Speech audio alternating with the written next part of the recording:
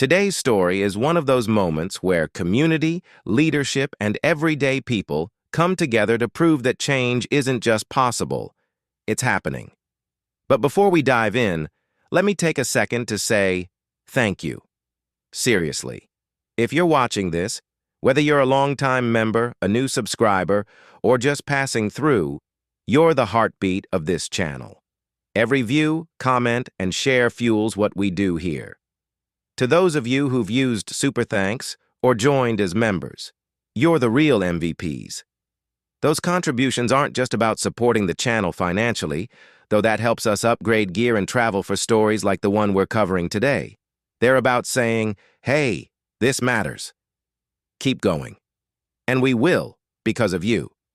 If you haven't joined yet, just know that hitting that join button or sending a super thanks unlocks perks like behind-the-scenes content and live streams, but more importantly, it lets us stay independent and ad-free.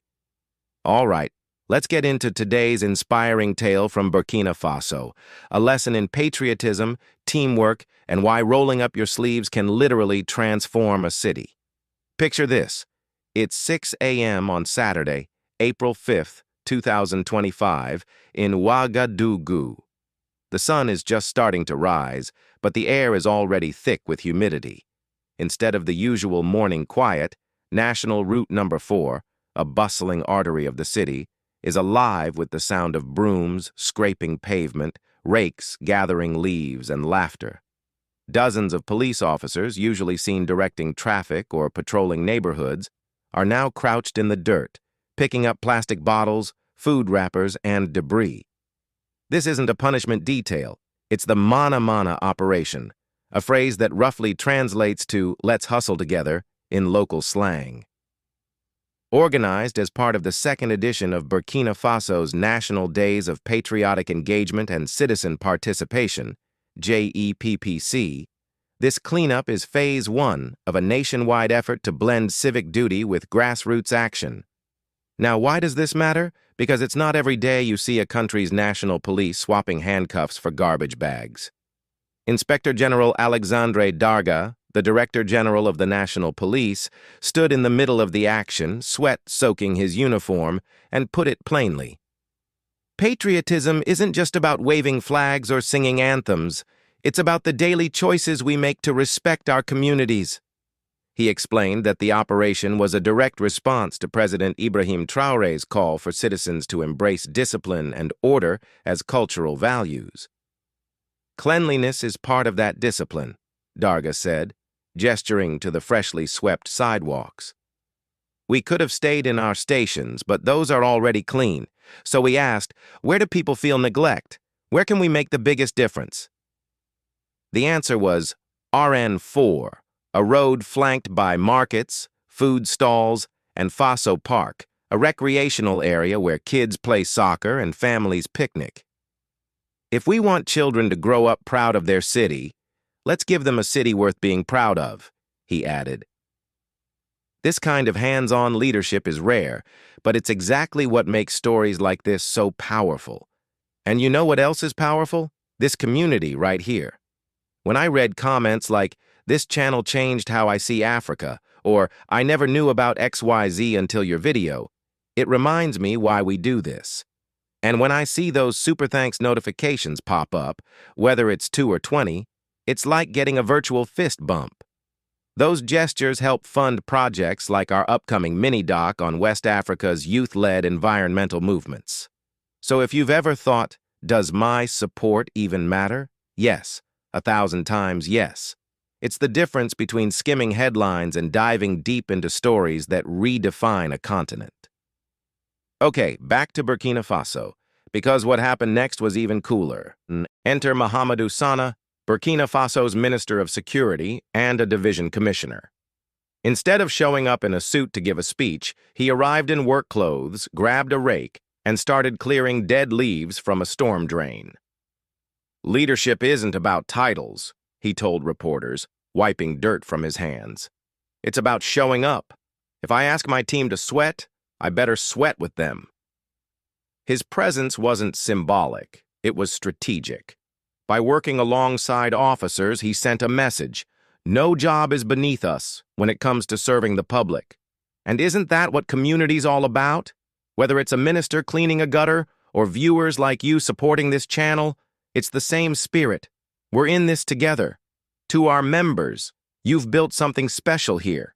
To newcomers, welcome. Stick around, hit subscribe, and if you're feeling generous, check out the join button below. You'll get cool perks, and we'll keep bringing you untold stories from across the globe. Win-win. But let's zoom out.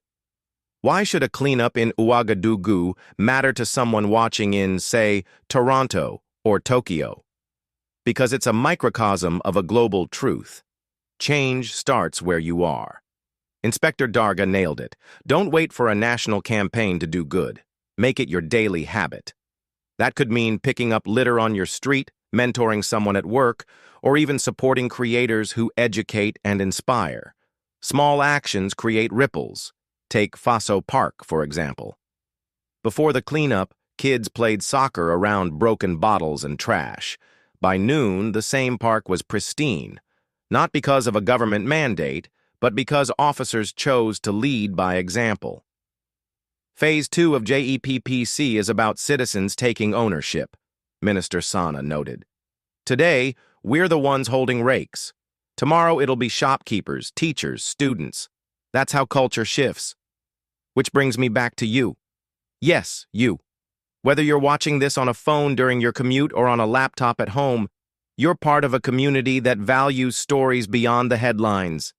Maybe you've been here since our first video on Ghana's tech hubs. Maybe you just stumbled onto this video. Either way, you're here now, and that's what counts. If this resonates with you, pay it forward. Share the video with someone who needs a dose of inspiration. Drop a comment like, "More stories like this," so we know what you want to see. And if you're able, consider supporting the channel with a super thanks or membership. Every bit helps us grow, explore, and keep the lights on without relying on ads. As the cleanup wound down in Ouagadougou, something unexpected happened.